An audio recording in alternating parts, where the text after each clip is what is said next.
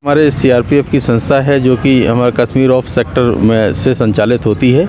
और वहाँ से जो भी ज़रूरतमंद होते हैं वो उनको फ़ोन करते हैं और अपनी ज़रूरत की चीज़ें बताते हैं।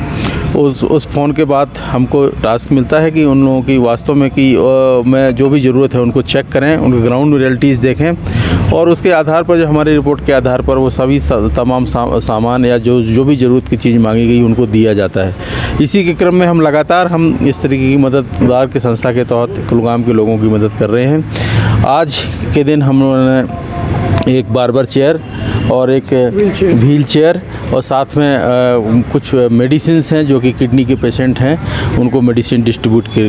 की हैं हमने। और इस तरीके के ऑलमोस्ट हम काफ़ी बड़ी संख्या में कर रहे हैं। एग्जैक्ट नंबर तो मुझे मालूम नहीं है, लेकिन काफ़ी हम लोग फ्रिक्वेंटली हम लोग इस तरीके की मदद करते रहते हैं। और ना सिर्फ ये बल्कि तमाम जैसे स्टूडेंट्स को बुक्स चाहिए हैं, किसी का घर यदि टूट फूट हो गया है तो उसको टीन सीट बल्ली की मदद मिलती है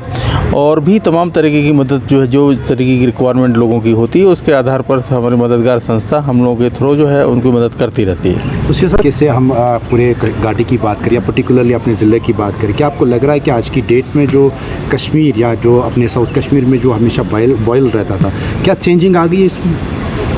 देखिए, चेंजिंग तो आया है, इसमें कोई दो राय नहीं। पीछे की सिचुएशन के हालात जो पहले रहते थे उसके मुद्देनज़र अभी जो है हालात काफ़ी सुधार है